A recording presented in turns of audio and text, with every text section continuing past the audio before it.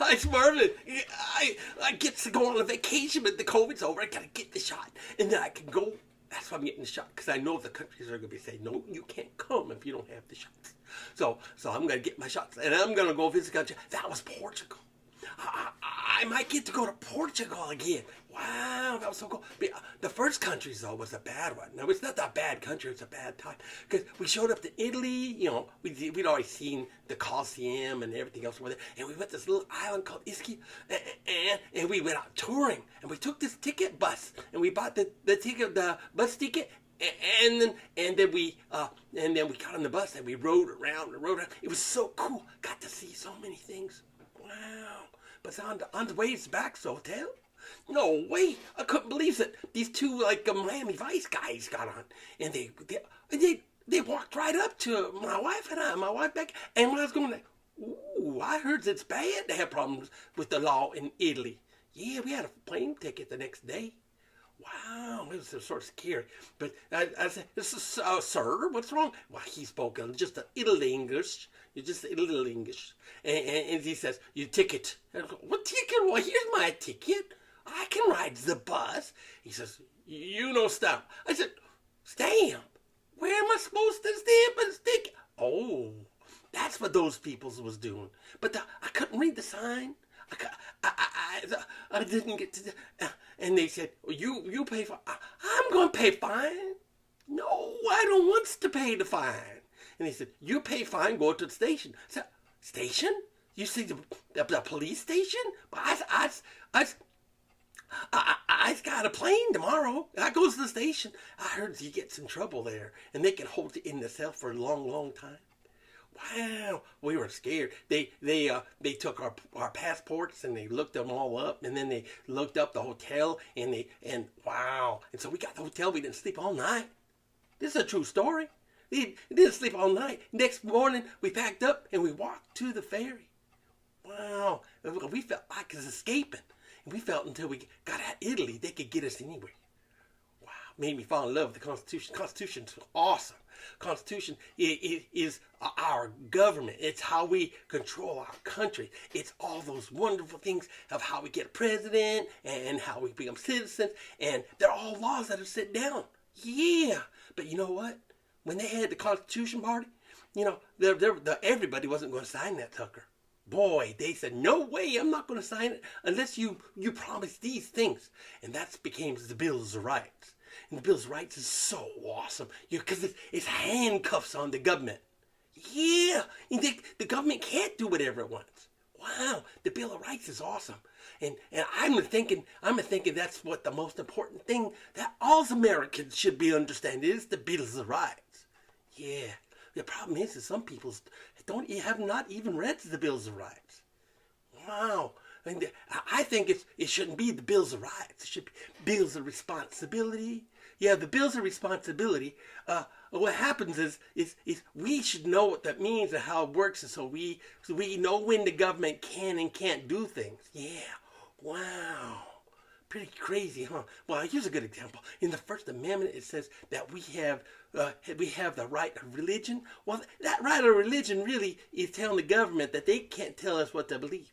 Just because you have your own religion, we can make your own religion up. You still can't break the laws of the country with your religion. So it's not an absolute right. It just says that the government can't tell you what to believe, and then if it just means that you just can't have your own. You can believe whatever you want, but you just can't break the laws doing it. That's the rules of so there's freedom of religion isn't like absolute. Here's another one. How about this one? How about the right to assemble? Yeah, it used to be a long time ago, and even now in some countries, if you assembles, then you get some big trouble, and you could even be killed by the government. Yeah, it's horrible. Yeah, but in the United States, you have the right to protest. But there's rules. You can't do it on private property. I mean, you can't come in my house and tell me that I can't cook good, and you can't go and block the streets.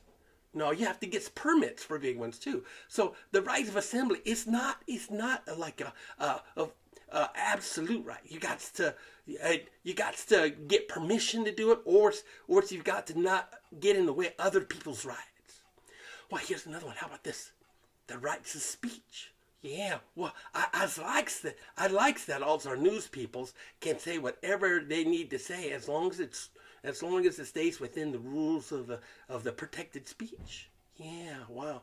The thing is, they can't say anything that's going to cause a clear and present danger. Yeah, that something bad's going to happen because of what they said. Like, for example, it's the same as us. We can't walk into a firehouse and yell, "Movie!" No, but you can't go in a movie house and you can't say fire. You can't get on a plane and say bomb. You can't say that. That's not protected speech. Now, the complexities of protected speech are really, really important, and you should look into them. But it just is important to understand. You just can't say whatever you want. Now, we have the right to speak freely. We have the right to believe what we want, as long as we don't get in the way of other people's rights. And those rights are in the Constitution. Here's a good example of a right. I have the rights to be safe on the road. Yeah, but when somebody behind me is riding me like I've got a saddle on me, that gets in the way of my right to be safe. Yeah, because they can hit me and hurts my grandchildren. Yeah, I don't want any of that. So basically, just remember that the Bill of Rights is there to put handcuffs on the government. But just because the Bill of Rights says certain things, it doesn't mean that everything is absolutely protected. It's a balance between us and the government. Yeah, and I like to call it again the Bill of Responsibilities. It's our responsibilities to understand the Bills of Rights. It's because the more we understand it, the more that we can hold our country accountable. Wow. Recently, we've not been holding our country accountable. Just the other day, we let some people put our troops in a parking garage. And a while ago, we didn't hold people accountable for doing some of the stuff that they did. So remember, the Bill of Rights is very important. It's very important. Even though we have all of these rights, they're all not absolute rights. Because they balance us against the government and against each other. I mean, I guess my neighbor has the right to go out and walk naked in the front yard, but I just don't want to see that. No, I don't want my children to see that.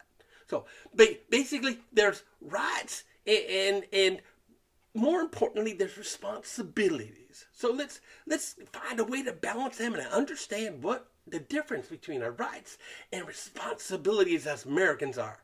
The biggest responsibility you have right now is to look everybody in the eye equally and respect them no matter what. Now, you don't have to always respect what they're doing. You have to respect them as Americans. Oh, so here's Marvin. Sorry, it sounded a little preachy. I didn't mean to.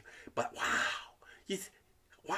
Just go to another country and you'll see what it's like without the Constitution. It's a bit scary out there.